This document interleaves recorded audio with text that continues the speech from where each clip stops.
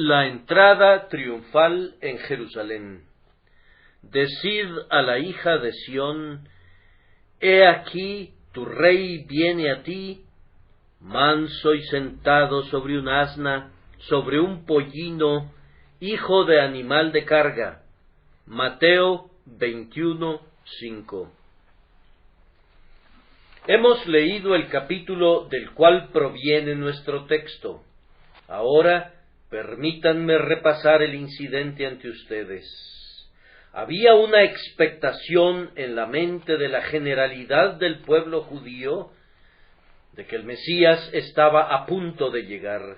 Ellos esperaban que fuera un príncipe temporal, que fuera alguien que combatiría contra los romanos y restauraría a los judíos su nacionalidad perdida.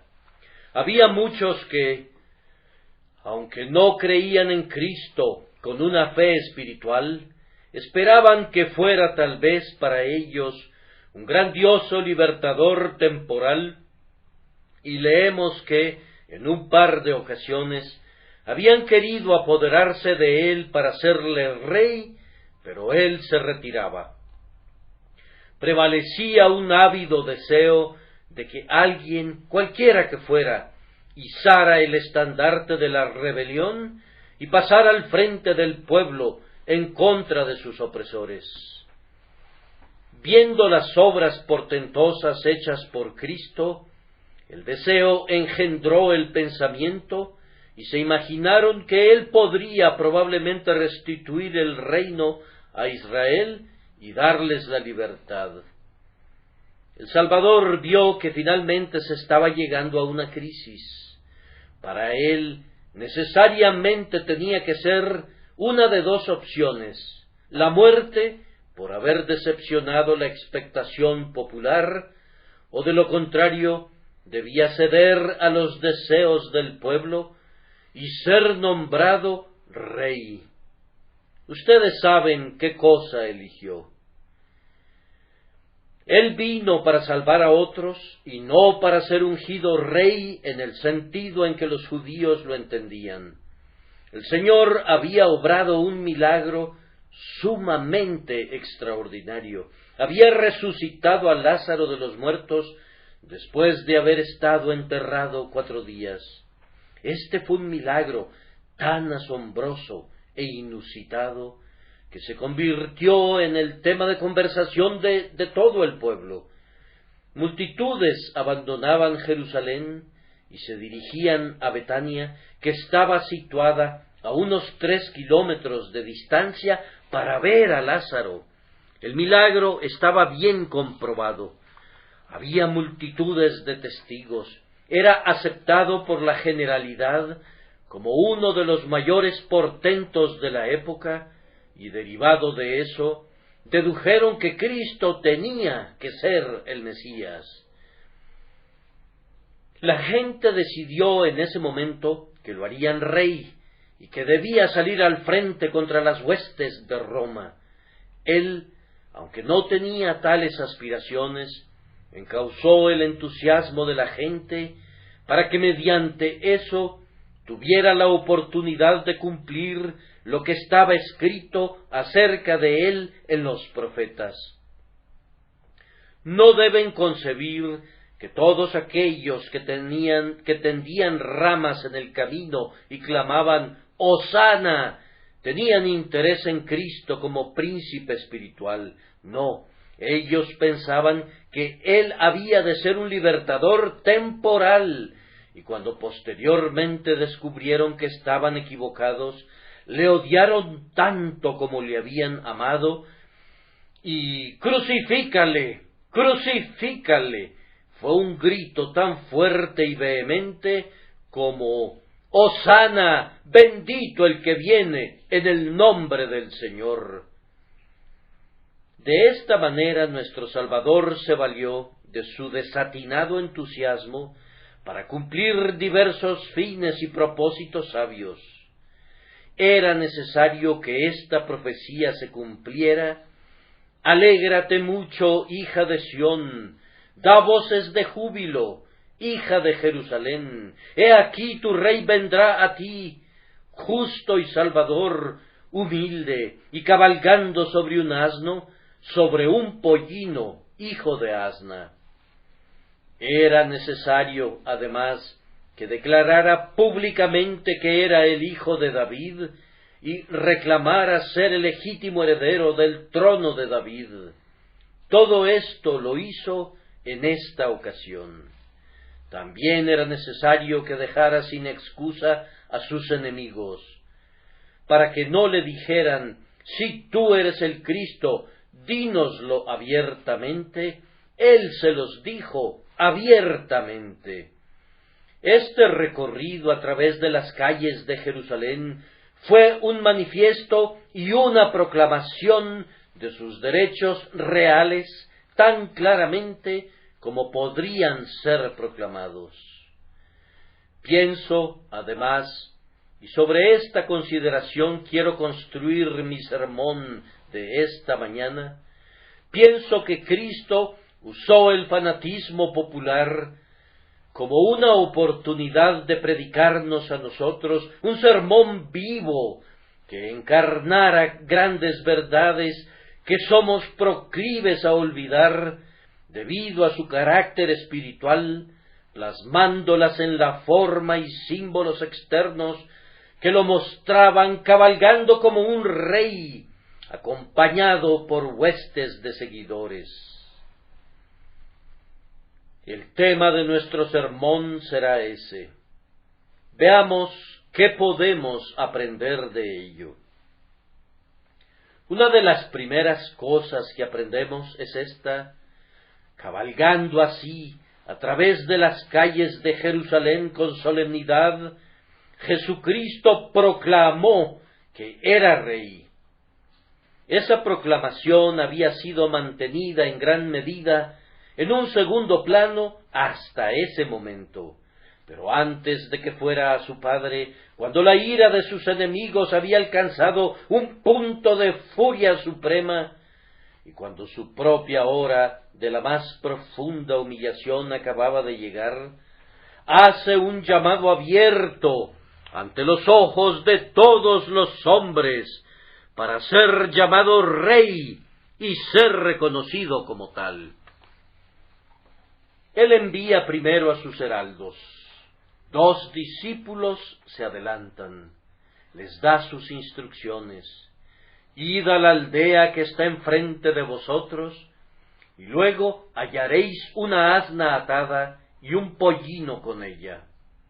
Él reúne a sus cortesanos, sus 12 discípulos, aquellos que usualmente le acompañaban, van alrededor suyo. Se sube al asno, animal que desde tiempos antiguos había sido usado por los legisladores judíos y por los gobernantes del pueblo. Él comienza su recorrido a lo largo de las calles y multitudes aplauden. Algunos calculan que no menos de 3,000 personas pudieran haber estado presentes en aquella ocasión. Algunos iban delante, otros iban detrás, y otros estaban a cada lado de las calles para ver el espectáculo. Él cabalga a su capital. Las calles de Jerusalén, la ciudad real, están abiertas para él. Como un rey, asciende a su palacio. Él era un rey espiritual, y por esa razón no acudió al palacio temporal, sino al palacio espiritual. Él cabalga al templo, y luego, tomando posesión de él, comienza a enseñar allí como no lo había hecho anteriormente.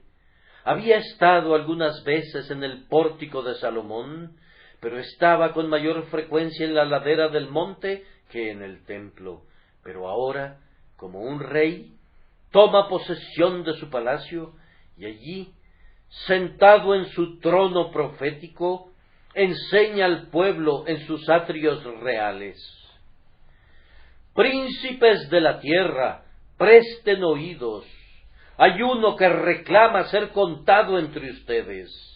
Es Jesús, el hijo de David. el Rey de los judíos. Abran paso, emperadores, ábranle paso. Abran paso al hombre que nació en un pesebre. Abran paso al hombre cuyos discípulos eran pescadores.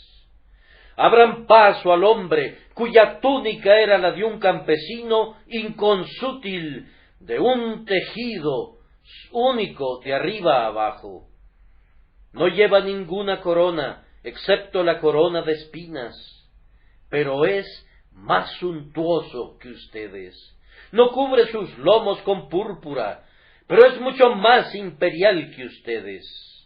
No calza sandalias de plata adornadas con perlas, pero es más glorioso que ustedes. Ábranle paso, abran paso. ¡Hosana! ¡Hosana!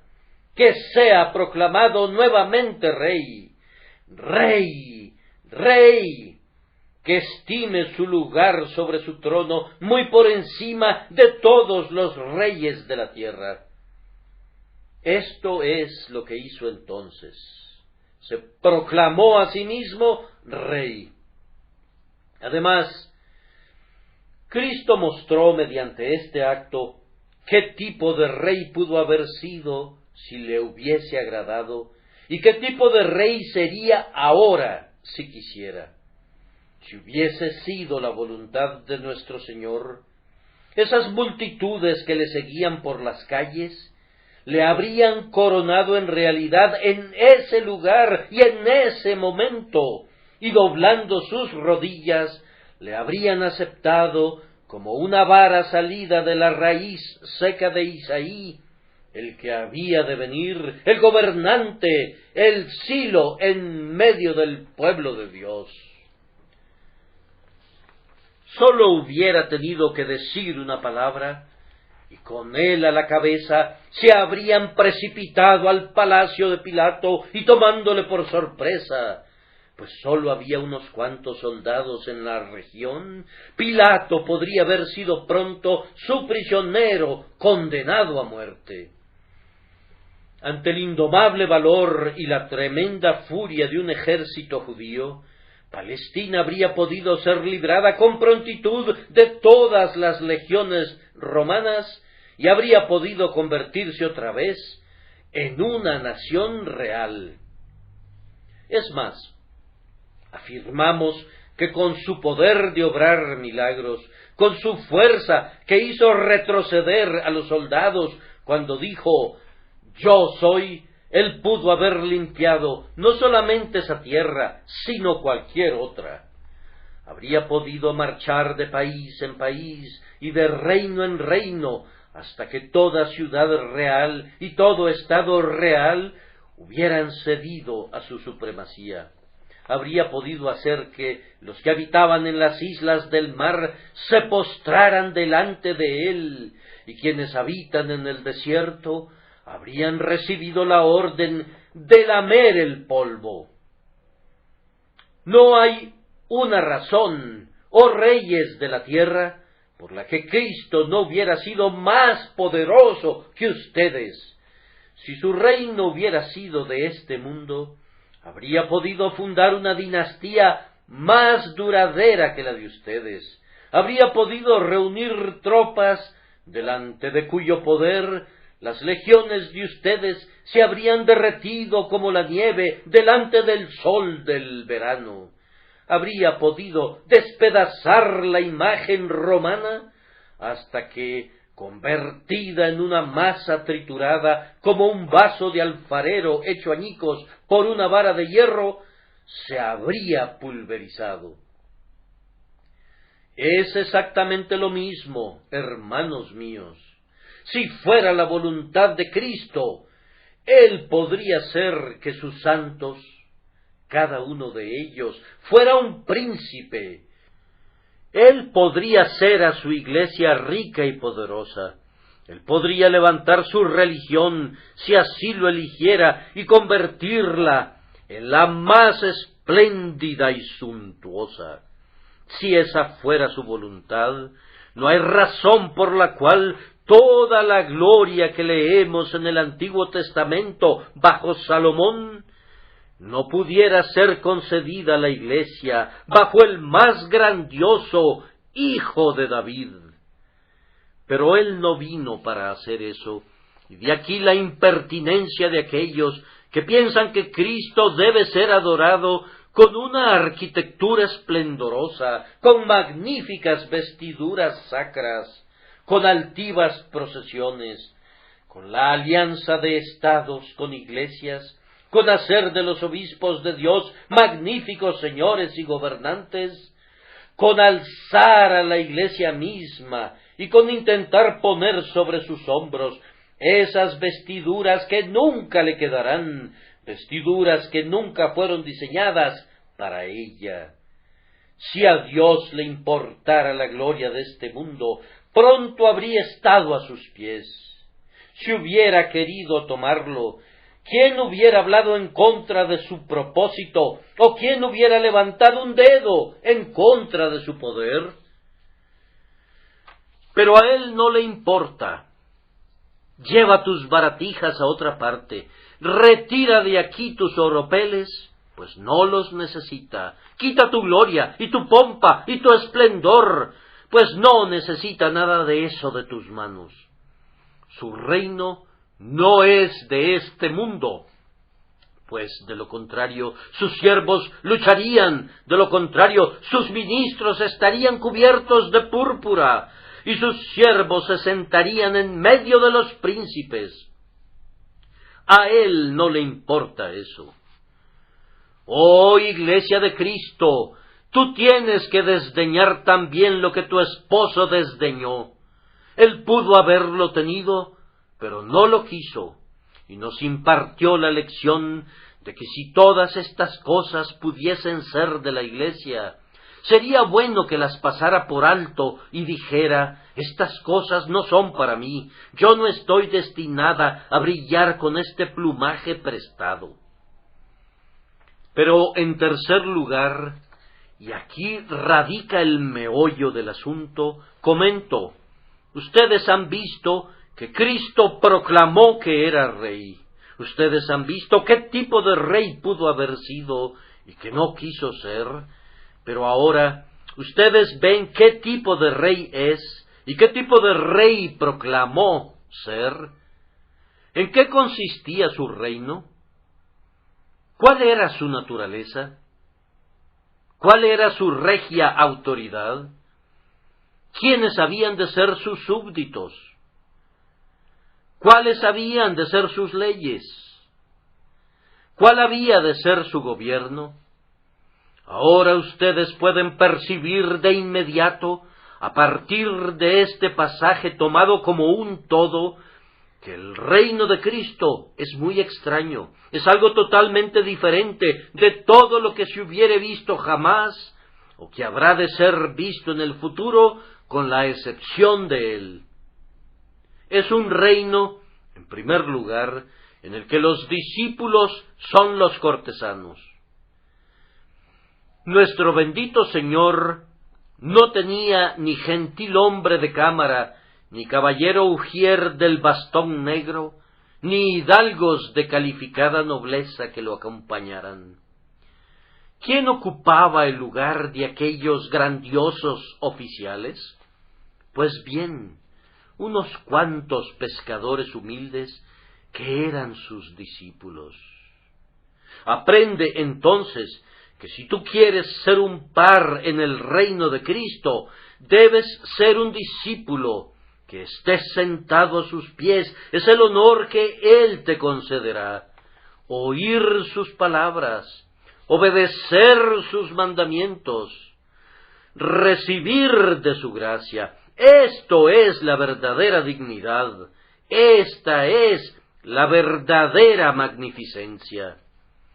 El hombre más pobre que ame a Cristo, o la mujer más humilde que esté dispuesta a aceptarlo como su maestro, se convierten de inmediato en un miembro de la nobleza que acompaña a Cristo Jesús. ¡Qué extraño reino es este, que convierte a los pescadores en nobles y a los campesinos en príncipes, mientras siguen siendo todavía pescadores y campesinos.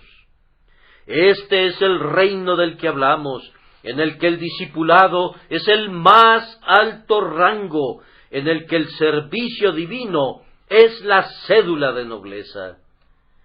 Es un reino, y extraño es decirlo, en el que ninguna de las leyes del rey está escrita en papel. Las leyes del rey no son promulgadas por boca de un heraldo, sino que están escritas en el corazón.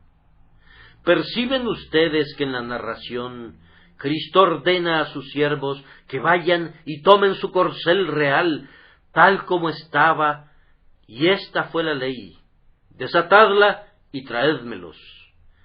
Pero, ¿dónde estaba escrita la ley? Estaba escrita en el corazón de aquel hombre a quien pertenecían el asna y el pollino, pues de inmediato él dijo: déjenlos ir, gustosamente y con grande gozo. Él consideró un alto honor contribuir al fausto real de este grandioso Rey de paz.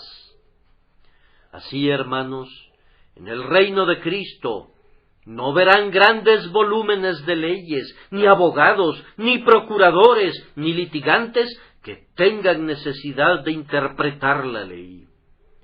El libro de la ley está aquí, en el corazón. El abogado está aquí, en la conciencia. La ley ya no está escrita sobre pergamino, no está promulgada y escrita sobre acero y bronce, como estaban los decretos romanos, sino sobre las tablas de carne del corazón.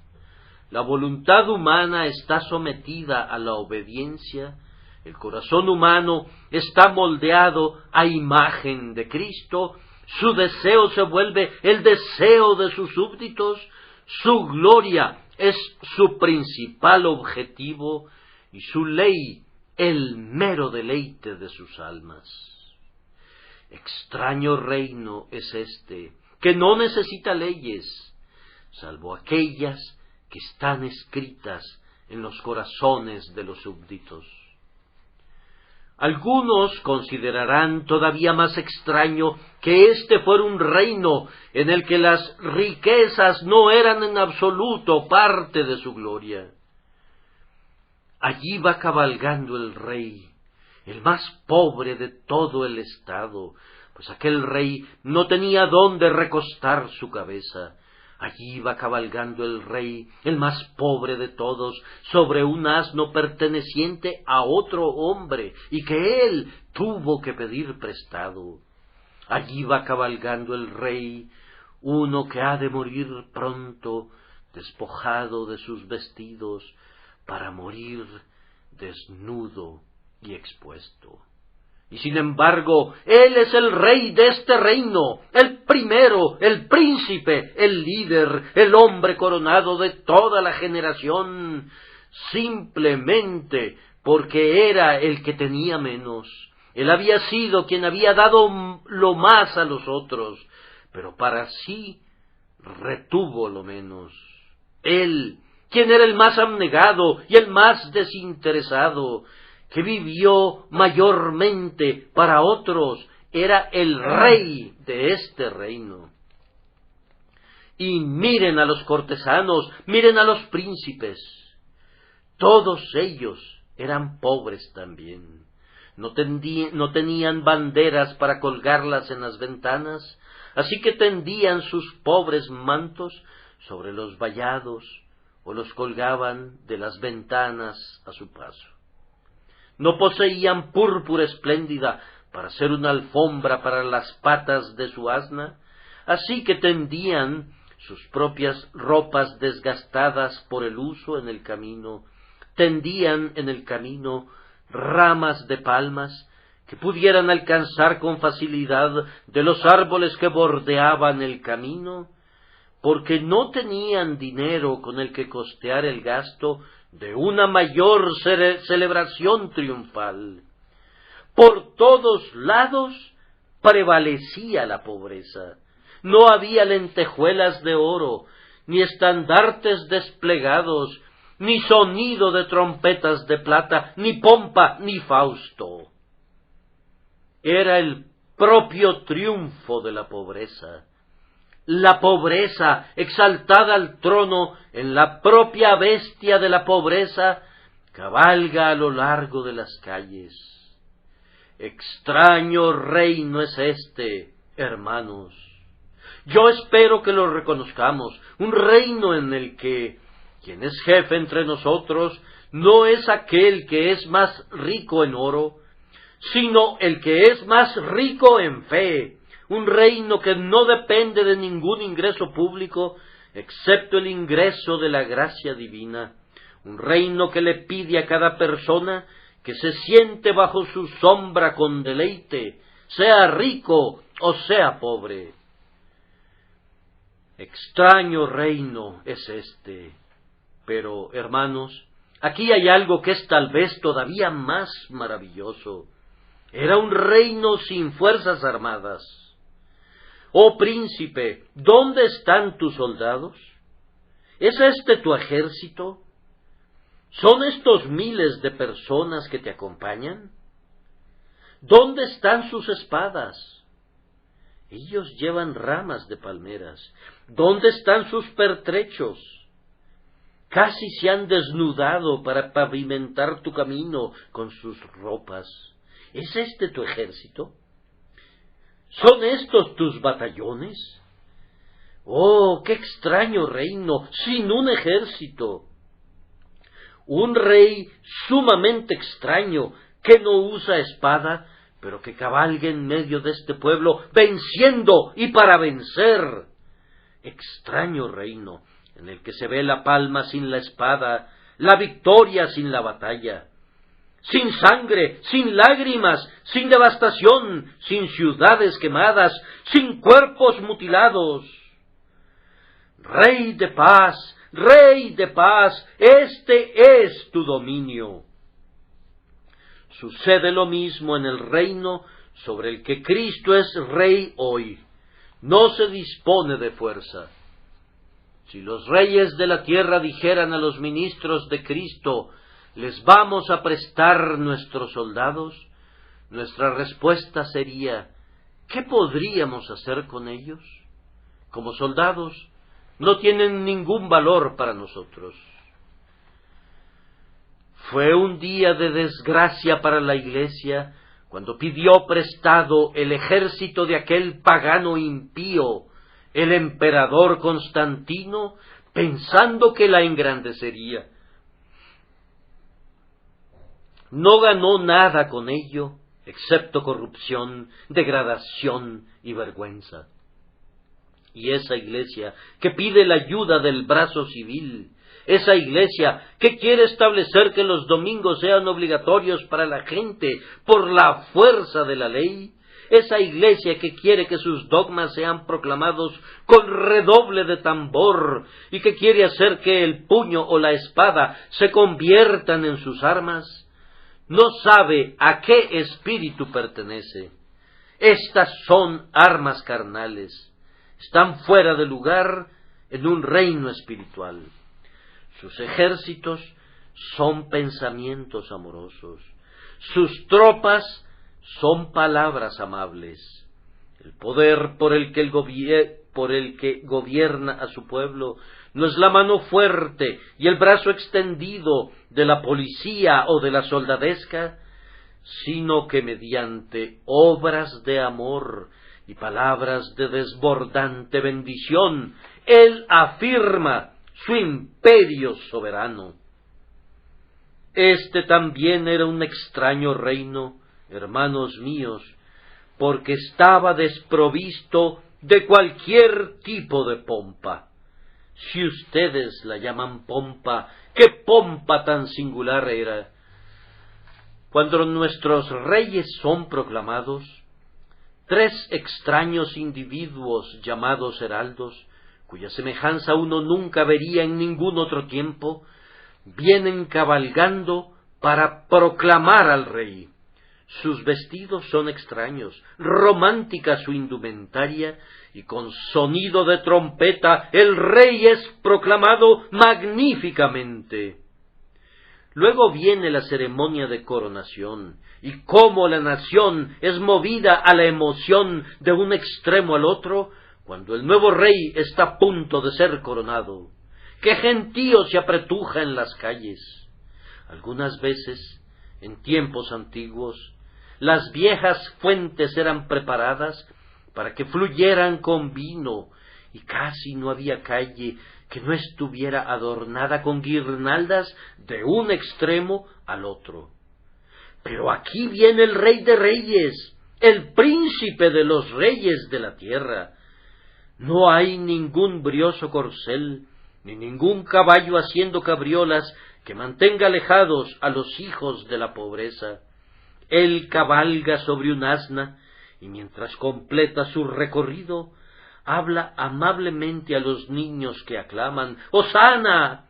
y da los parabienes a las madres y a los padres de la más humilde condición que se agolpan a su alrededor. Él es asequible, él no está apartado de ellos, él no reclama ser superior, sino su siervo. Siendo tan poco imponente como rey, él era siervo de todos.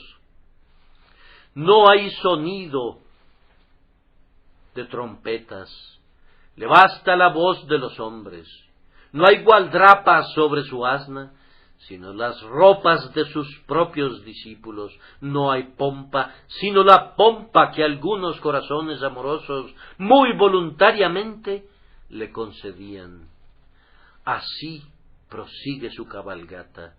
El suyo es el reino de la mansedumbre, el reino de la humillación. Hermanos, que pertenezcamos nosotros también a ese reino, que sintamos en nuestros corazones que Cristo ha entrado en nosotros para derribar todo pensamiento altivo y orgulloso, para que todo valle sea alzado y todo collado sea abatido y la tierra entera sea exaltada en aquel día.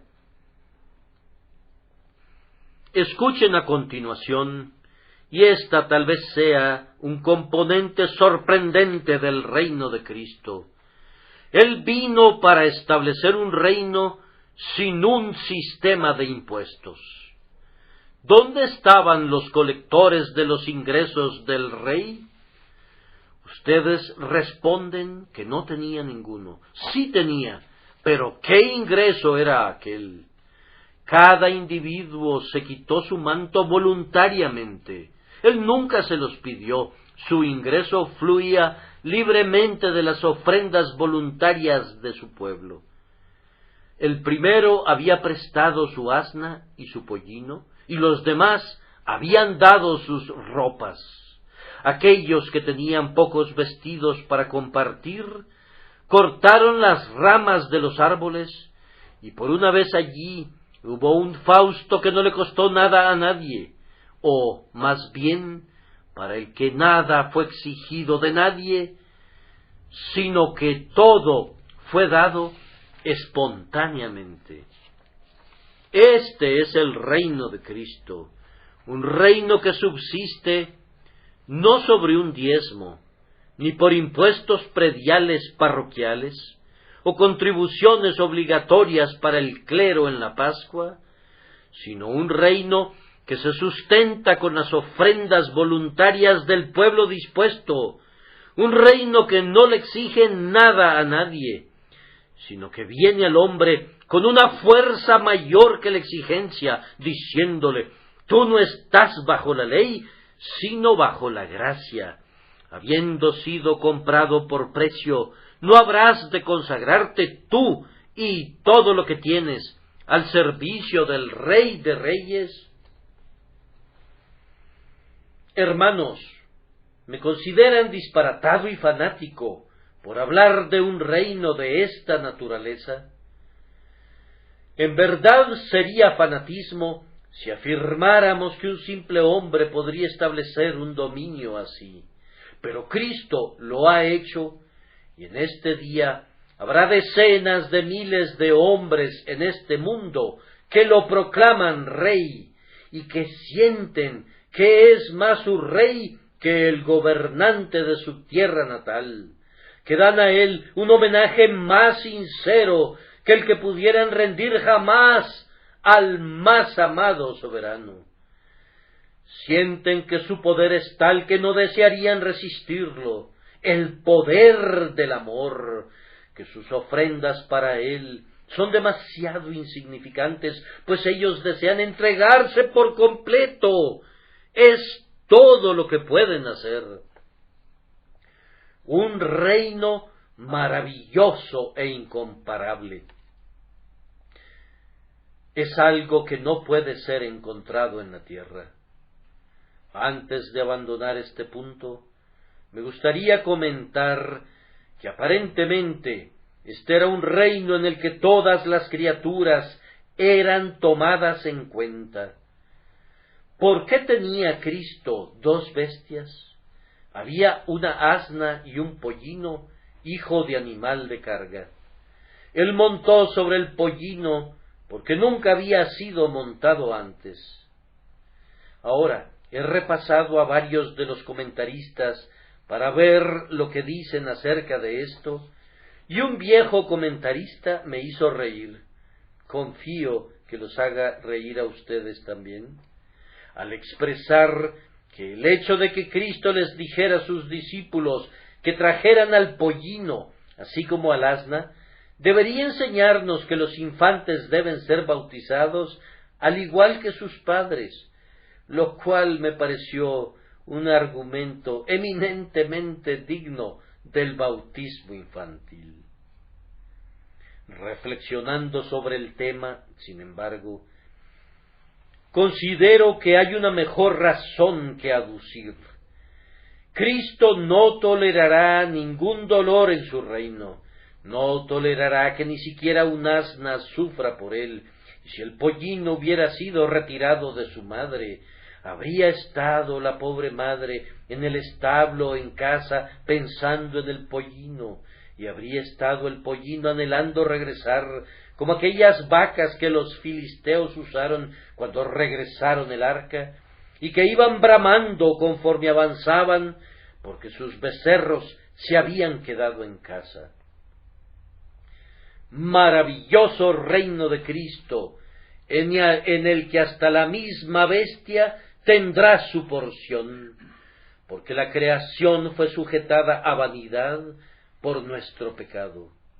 La bestia sufrió porque pecamos, y Cristo tiene el propósito de que su reino devuelva a la bestia su felicidad prístina. Quiere hacernos hombres misericordiosos, considerados incluso con las bestias.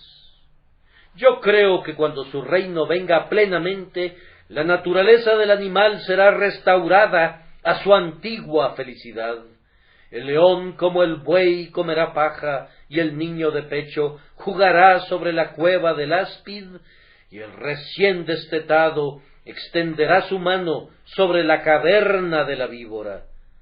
La vetusta quietud del Edén y la familiaridad entre el hombre y las criaturas inferiores regresarán una vez más.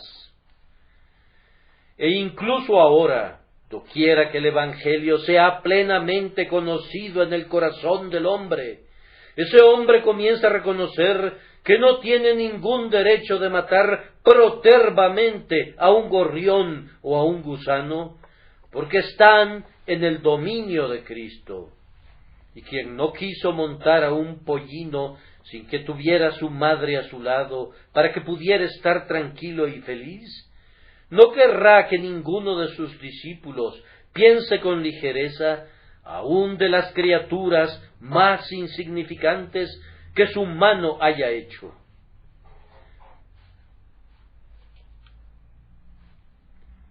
Bendito reino es este que considera incluso a las bestias. ¿Se preocupa Dios por las reses? Ay, en verdad lo hace, y por la propia asna, esa heredera de la labor pesada, él se preocupa. El reino de Cristo, entonces, se preocupará por las bestias, tanto como por los hombres.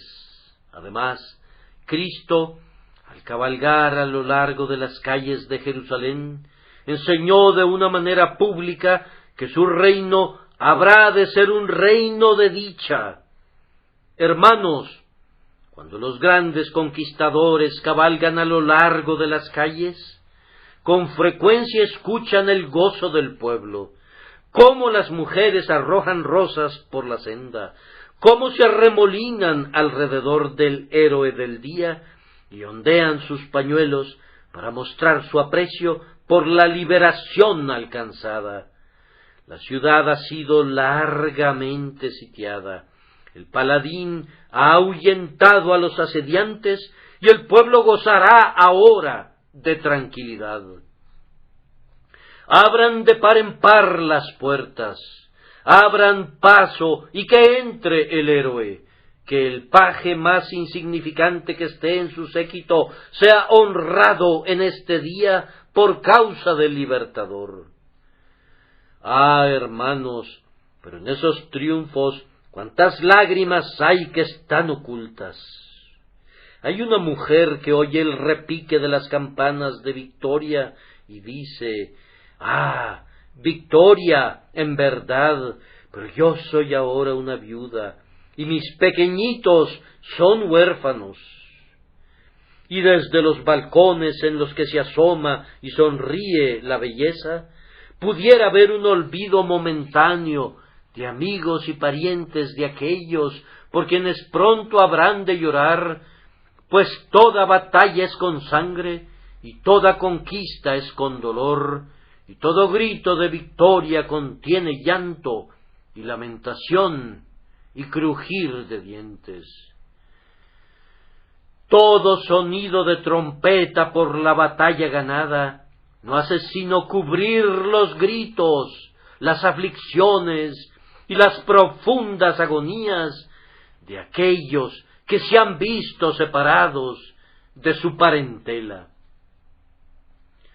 Pero en tu triunfo, Jesús, no hubo lágrimas. Cuando los niños pequeños gritaban «Hosana», no habían perdido a sus padres en la batalla. Cuando los hombres y las mujeres clamaban «Bendito el que viene en el nombre del Señor», no tenían motivo para gritar con aliento entrecortado, para estropear sus gozos con el recuerdo de la desgracia. No, en su reino hay un goce puro y sin mezcla. ¡Griten! ¡Griten ustedes que son súbditos del Rey Jesús! Podrían tener aflicciones, pero no provenientes de Él. Podrían enfrentarse con problemas porque están en el mundo, pero no vienen de Él. Su servicio es perfecta libertad. Sus caminos son caminos deleitosos, y todas sus veredas son de paz. Alegría al mundo porque el Salvador llega, el Salvador prometido de hace mucho. Que cada corazón prepare una tonada y cada voz una canción. Él viene para limpiar sus lágrimas y no para provocarlas. Él viene para levantarlos del muladar y ponerlos sobre su trono, para sacarlos de sus calabozos y permitirles saltar en libertad. Las bendiciones abundan donde Él reina. El prisionero salta y es liberado de las cadenas, el cansado encuentra eterno reposo, y todos los hijos de la necesidad son bendecidos. Singular reino es este. Y ahora llego a mi cuarto y último encabezado. El Salvador, en su triunfal entrada a la capital de sus padres, nos declaró muy claramente los efectos prácticos de su reino. Ahora, ¿Cuáles son esos efectos? Uno de los primeros efectos fue que la ciudad entera fue conmocionada. ¿Qué significa eso? Significa que todo mundo tenía algo que decir al respecto y que todo mundo sentía algo, porque Cristo cabalgó a lo largo de las calles. Había algunos que se inclinaban desde los techos de sus casas y miraban hacia abajo a las calles y se decían unos a otros: «Ajá, ¿vieron alguna vez un juego de necios como este? Allí va Jesús de Nazaret montando un asno. Ciertamente, si tenía el propósito de ser rey, podría haber elegido un caballo. Mírenlo, a eso le llaman pompa. Allí está un pobre pescador que acaba de tender en el suelo su manto maloliente. Me atrevo a decir que tenía peces hace 1 hora o 2. Mira, dice uno, mira aquel viejo mendigo arrojando gozoso su gorro al aire. Ajá, dicen ellos, ¿hubo alguna vez algo tan ridículo como eso?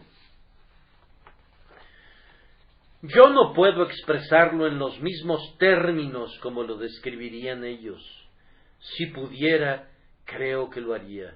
Me gustaría hacerles ver cuán ridículo ha de haber parecido esto al pueblo. Vamos, si Pilato hubiera oído al respecto, habría dicho: no hay mucho que temer de eso. No hay temor de que ese hombre derroque a César jamás. No hay miedo de que alguna vez derrote a un ejército. ¿Dónde están sus espadas? No hay una sola espada en medio de ellos. No dan gritos que suenen a rebelión. Sus cantos son únicamente algunos versos religiosos tomados de los salmos. Oh, dice, todo este asunto es despreciable y ridículo. Y esta era la opinión de muchísimas personas en Jerusalén. Tal vez esa sea tu opinión, amigo mío. El reino de Cristo, tú dices, es ridículo. Tal vez no creas que haya alguien que sea gobernado por él, aunque nosotros digamos que le reconocemos como nuestro rey y que sentimos que la ley del amor es una ley que nos constriñe a la dulce obediencia. Oh, dices, esas son palabras vanas e hipocresía. Y hay algunos que asisten a lugares que cuentan con incensarios de oro, y altares, y sacerdotes, y dicen: oh, una religión que es tan simple, cantar unos cuantos himnos y ofrecer una oración improvisada. Denme un obispo con una mitra, un buen tipo metido en una casulla. Eso es lo que yo necesito. Oh, dice otro, quiero oír el estruendo de un órgano. Necesito ver que la cosa se haga científicamente. Quiero ver unas cuantas vestimentas sagradas también. Que suba el hombre vestido en su vestimenta de rigor para mostrar que él es algo diferente al resto del pueblo. No ha de estar vestido como si fuese un hombre ordinario. He de ver en la adoración algo diferente a cualquier otra cosa que hubiere visto antes. Quieren que el asunto sea arropado con algo de pompa, y debido a que no lo es, dicen: se burlan de ello, y esto es todo lo que Cristo obtiene de las multitudes de hombres que se consideran sumamente sabios. Él es para ellos insensatez, y pasan de lejos con una mirada de desprecio. Sus escarnios se tornarán en lágrimas antes de que pase mucho tiempo, señores. Cuando Él venga con pompa y esplendor reales, ustedes llorarán y se lamentarán, porque repudiaron al Rey de paz. El Señor ha de venir de una manera terrible, con una guirnalda de arcoíris y vestidos de tormenta, con voz querúbica y las alas del viento. El juez designado para toda la humanidad. Entonces descubrirán que fue algo inconveniente haberle tratado con desprecio. Sin duda, hubo otros en Jerusalén que estaban llenos de curiosidad. Decían: caramba, ¿de qué se trata esto? ¿Qué quiere decir esto? ¿Quién es este individuo? Me gustaría que vinieras, le decían a su vecino, y nos contaras la historia de este singular individuo. Nos gustaría conocerla. Algunos de ellos comentaban: ha ido al templo, me atrevería a decir que hará un milagro. Así que salían corriendo y entre apretujones y codazos se agolpaban para presenciar el milagro. Eran como Herodes, pues anhelaban ver algún portento obrado por él. Era también el primer día que Cristo venía y, por supuesto, el entusiasmo podría durar unos 9 días si él persistiera, y así sentían curiosidad al respecto. Y esto es todo lo que Cristo obtiene de miles de personas. Oyen acerca de un avivamiento de la religión. Bien, quisieran saber de qué se trata y enterarse al respecto. Se está haciendo algo en tal y tal lugar de adoración.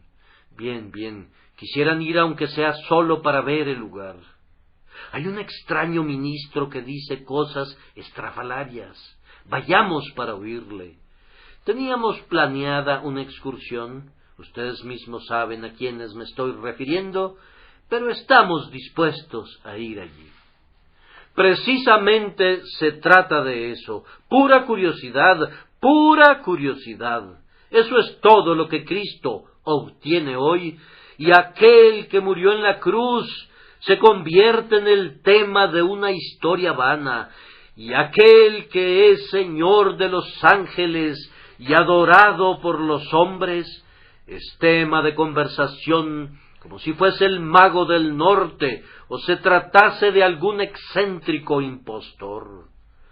Reconocerán a la larga que fue algo inconveniente haberle tratado así, pues cuando él venga y cuando todo ojo lo vea, ustedes que preguntaron acerca de él por pura curiosidad, descubrirán que él los investigará, no con curiosidad, sino con ira, y entonces dirá: apartaos de mí, malditos, al fuego eterno. Pero en medio de la muchedumbre había algunas personas que eran todavía peores, pues presenciaban todo el asunto con envidia. Le dice el rabí Simeón al rabí Hillel: la gente no se complació tanto con nosotros jamás. Nosotros sabemos mucho más que ese impostor. Hemos leído a fondo todos nuestros textos religiosos. ¿No te acuerdas de él, dice alguien, que cuando era un muchacho era más bien precoz? Te acordarás que vino al templo y habló con nosotros, y desde entonces engaña al pueblo, queriendo decir con eso que él los había eclipsado, que él gozaba de mayor estima en los corazones de la multitud de la que ellos recibían, aunque ellos eran más altivos. Dijo el fariseo, él no usa ninguna filacteria, y yo ensanché la mía para que fuera muy grande. Yo di a confeccionar mi manto para que tuviera flecos gigantescos, para que fuera sumamente ancho. Dice otro, yo diezmo mi menta, mi eneldo y mi comino, y me paro en las esquinas de las calles y toco la trompeta cuando doy 1 centavo. Sin embargo, la gente no me sube a un asno, no me aplauden ni me saludan con un hosana. Pero la tierra entera ha ido tras este hombre como una cuadrilla de niños. Además, piensa entrar al templo para turbar a los que son mejores que él, estorbándonos a nosotros, que hacemos un espectáculo de nuestras pretendidas oraciones y que nos quedamos en los atrios. Y esto es lo que Dios obtiene de una gran cantidad de personas. A esas personas no les gusta ver que la causa de Cristo progrese. Es más, les gustaría que Cristo fuese enjuto, para que ellos pudiesen engordar con los despojos. Quisieran que su iglesia fuera despreciable. Les encanta enterarse de las caídas de los ministros cristianos. Si pueden encontrar una falla en un cristiano, repórtenla, repórtenla, repórtenla, dicen. Pero si un hombre camina rectamente, si glorifica a Dios, si la iglesia crece, si las almas son salvadas, de inmediato hay un alboroto y la ciudad entera es conmovida. Todo el alboroto comienza y es sostenido por falsedades, acusaciones mentirosas y calumnias dirigidas en contra del carácter del pueblo cristiano. De alguna manera los hombres serán indefectiblemente movidos. Si no son movidos a la risa, si no son movidos a investigar, entonces son movidos a la envidia. Pero fue una bendición que algunas personas de Jerusalén hubieran sido movidas a regocijarse. Hubo muchos que, como Simeón y Ana, se regocijaron de ver aquel día, y muchos de ellos regresaron a casa y dijeron: Ahora, Señor, despides a tu siervo en paz, porque han visto mis ojos tu salvación. Hubo muchas mujeres que descansaban en sus lechos de enfermas, en las callejuelas alejadas del centro de Jerusalén, que se sentaron en sus camas diciendo: Hosana, y hubiesen querido salir a la calle para tender sus viejos mantos en la vía e inclinarse delante de aquel que era el Rey de los judíos. Había muchos ojos llorosos que secaron sus lágrimas en aquel día, y muchos creyentes atribulados que comenzaron a regocijarse desde aquella hora con un gozo indecible. Y así hay algunos de ustedes que oyen de Cristo el Rey con regocijo. Ustedes se unen al canto del himno, no como todos nos hemos unido con la voz, sino con el corazón. Alégrense, el Salvador reina, el Dios de paz y amor. Cuando hubo purificado nuestras manchas, tomó su asiento en lo alto. Alégrense, alégrense, alégrense en voz alta, santos, alégrense. Tal es entonces el primer efecto del reino de Cristo. Doquiera que llega, la ciudad queda alborotada. No crean que el Evangelio esté siendo predicado en absoluto, si no causa conmoción. No crean, hermanos míos, que el Evangelio esté siendo predicado a la manera de Cristo, si no irrita a unos y alegra a otros, si no genera muchos enemigos y algunos amigos. Hay todavía otro efecto práctico del reino de Cristo.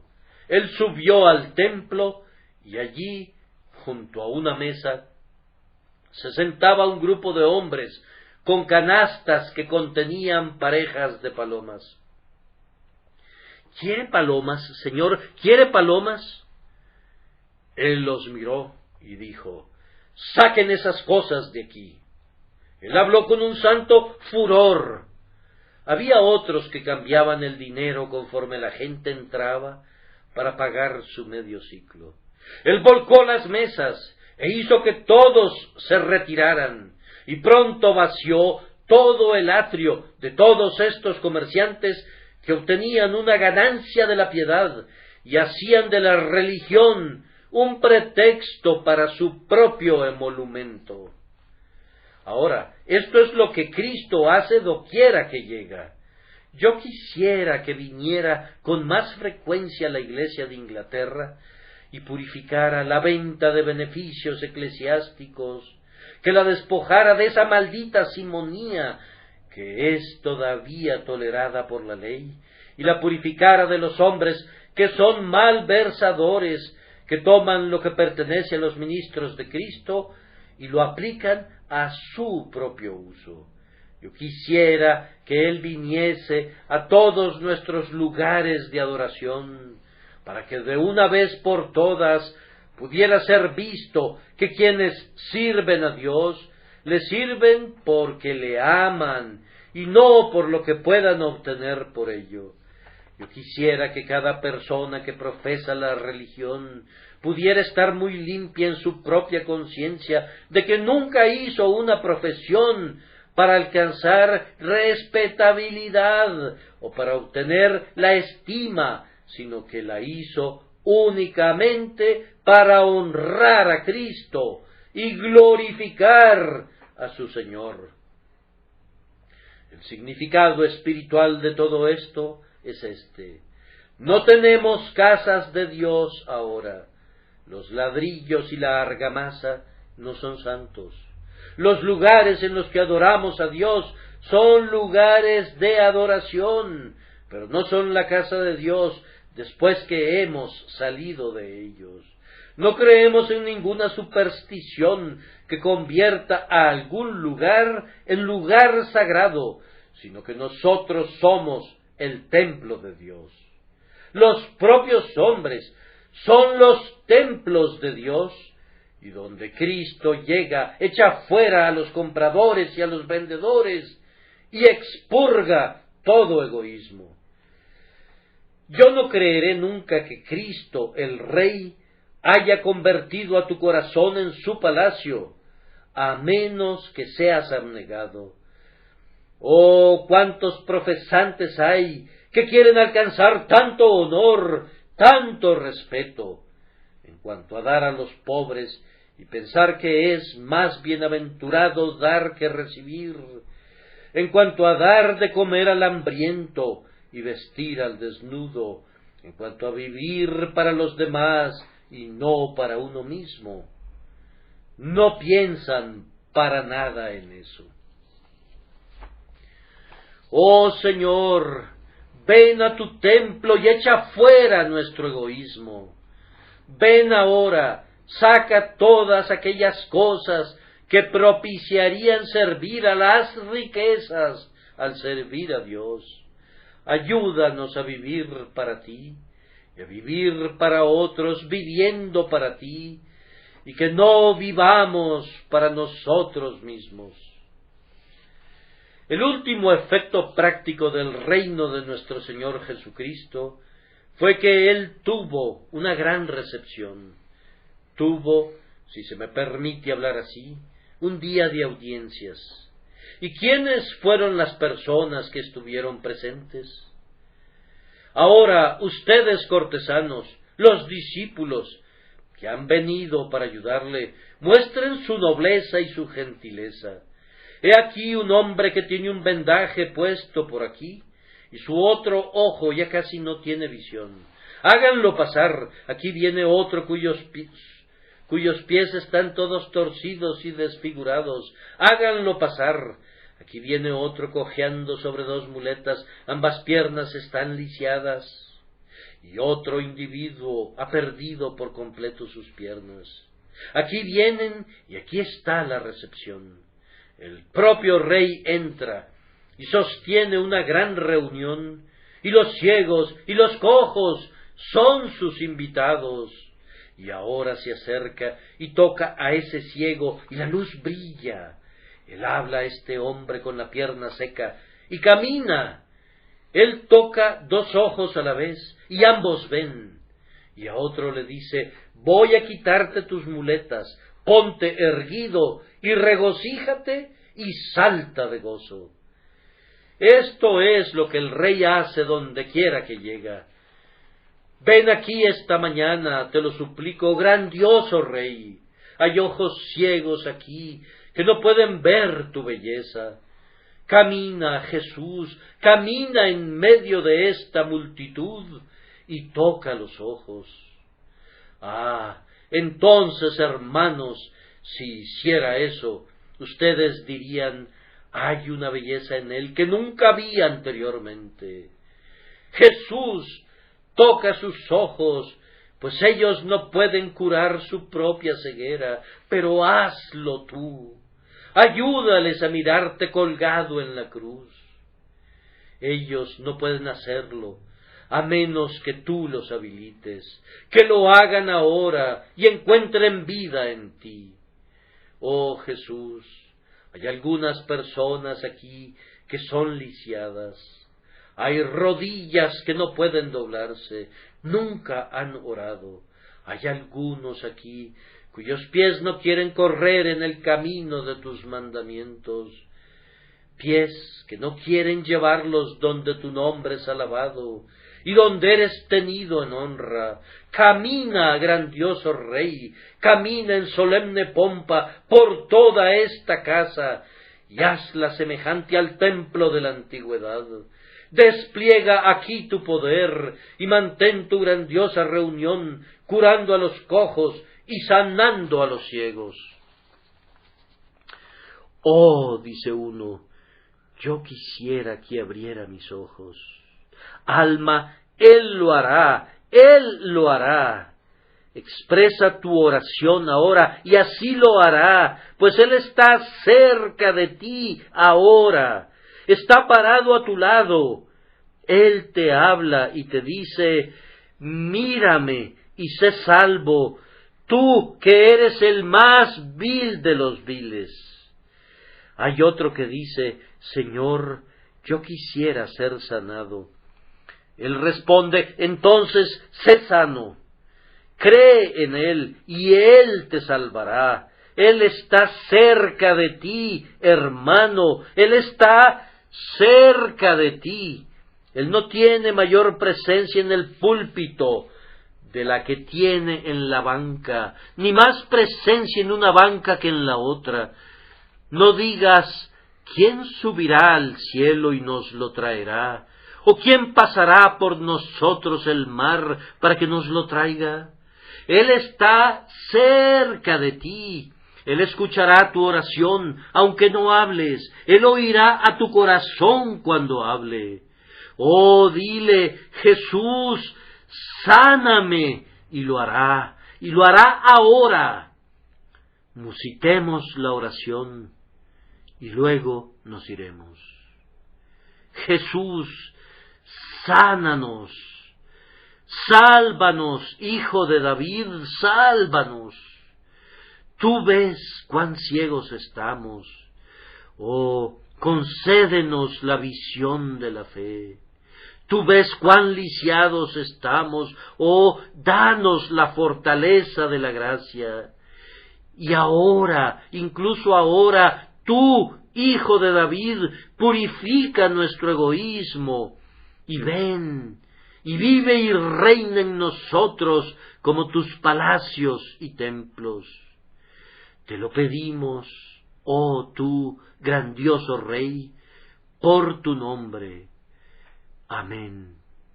Y antes de abandonar este lugar, clamamos otra vez, ¡Hosana!